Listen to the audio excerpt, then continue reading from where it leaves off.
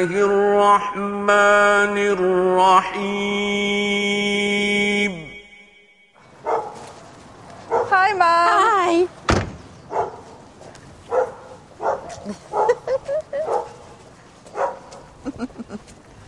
I've got a surprise for you. Lovely to see you. So, did you have a good journey? Yeah, not bad. What's that you've got? Halal meat to avoid any more pork Yvonne, sausage incidents. I don't want your halal meat. Why Thank not? you. Look, I wouldn't eat it. This is healthier than the meat that you eat. It doesn't matter whether it's healthy or not. Do you know how they kill those animals? I wouldn't be able to eat it. It's a very painless process. I'm sorry.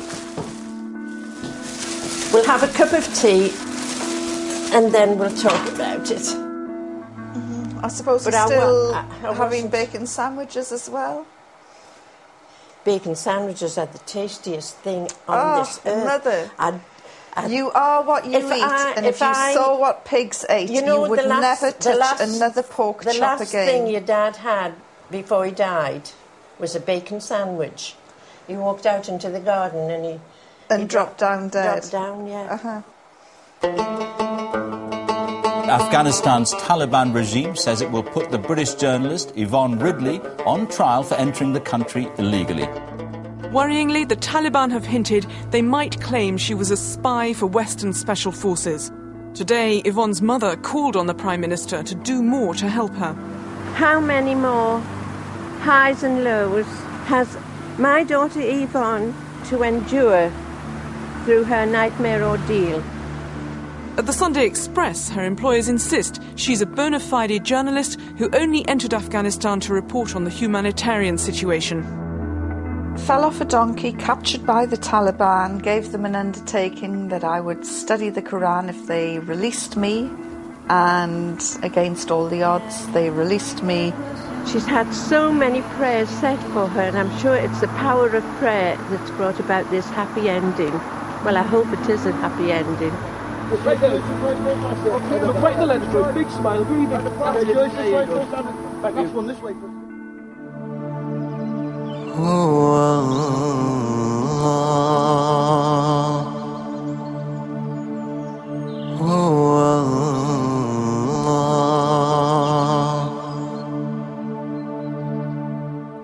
I kept my word. Read the Quran. Read it again. Read supporting literature, couldn't believe what I was reading because the Quran makes it perfectly clear, crystal clear, that women are equal in spirituality, worth and education. And as a feminist, I found this quite breathtaking. Do you know the last time I was in this church? Dad's funeral. Yes, that's right.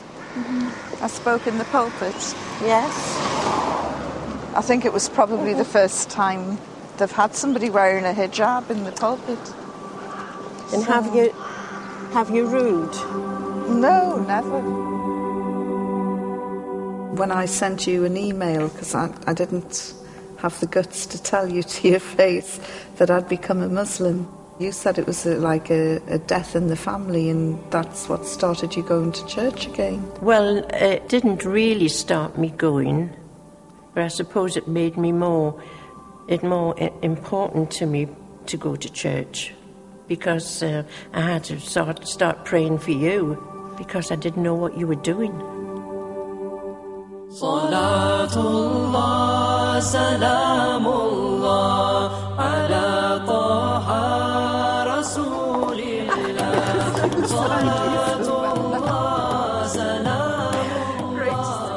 She was really very ambitious, always wanted to be a journalist. It wasn't a 9 to 5, Monday to Friday job. It was midnight, Saturday, Sunday, and it didn't matter whether she was on holiday or whatever, wherever she was. If anything cropped up, she would be there, hungry for news. She was very much on the side of the underdog.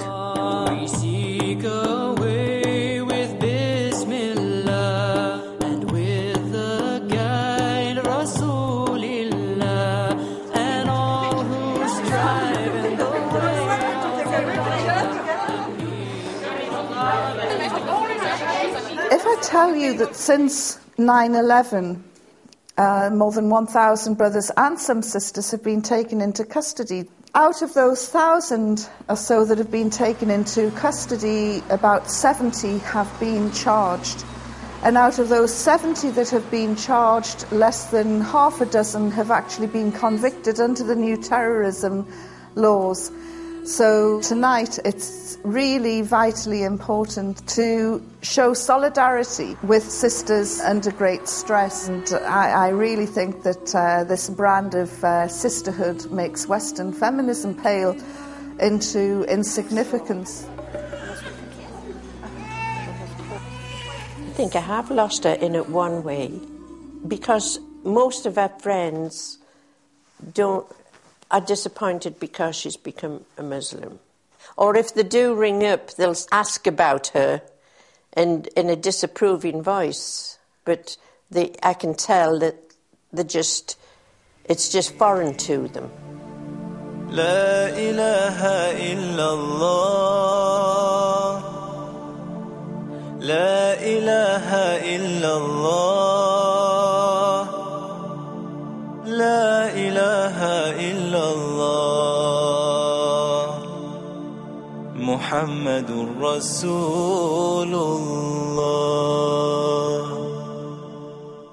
Whenever I come back to Tanfield, I think I'm the only hijabi in the village. Yes, and I'm glad you don't go out very much. Oh, ma'am, are you ashamed of me? Well, I'm not ashamed of you, but I can't get used to the idea of you wearing the hijab. But what is it that you're so afraid of? It's not that I'm afraid of anything, Yvonne, it's just that... After July 7 happened, you rang me up and said, get that hijab off now.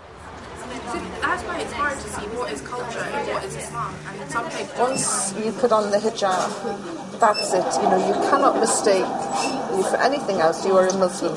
Yeah. So you immediately propel yourself into the front lines, short sword fighting for Islam. Absolutely. There's a bit of a pressure on you, really, because when I cycle to the hospital and back, and if I get really angry with some of the idiot buses, I have caught myself sort of making some rather rude gestures, but because I'm wearing my headscarf, I think, oh no, they're going to think that I'm a Muslim who makes rude gestures.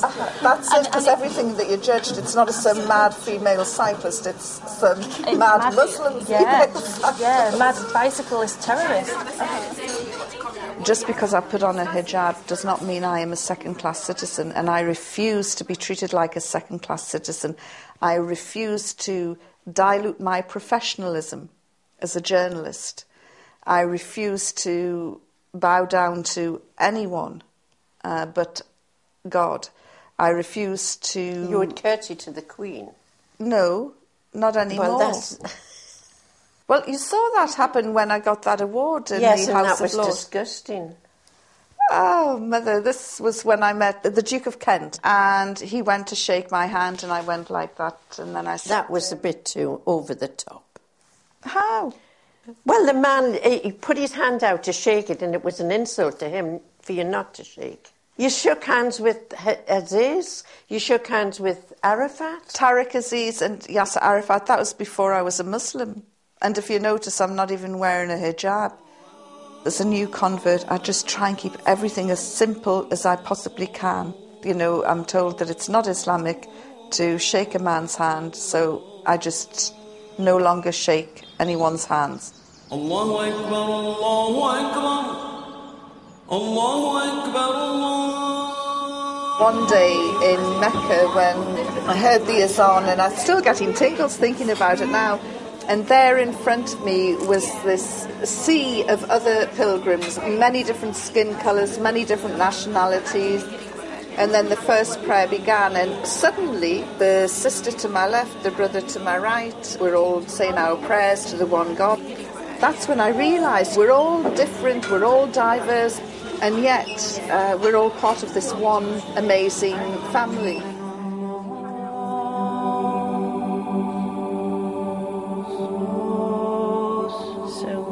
Do you not feel anything at all for the church? I've still got, you know, total respect for Christianity, but I feel as though I've moved on. And I think that Christianity is a great springboard to Islam. You should come and join us. You've just got such a little step to make. There are so many things that you do that are very close to Islam, your lifestyle, your dress, your outlook. I couldn't do that at my age, Ivon. I'm happy as a Christian, and I was born a Christian. I was brought up as a Christian, and I'm happy to be one now. I don't want to change. Arrogance. His or mine? Yours. I still think the world about her, and I still think she's got the same personality. In a way, it's a blessing because the drinking stopped, which is good. Her health is better, which is good. She stopped smoking, which can't be bad either. And that's the plus side of it. And I'm eating healthier as well. Yes, you can tell as well. And he's my favourite songwriter. Oh, gosh. I play those regularly. Morning is broken. And Yusuf Islam now. Yusuf, yes. Well, Cat Stevens I always call him.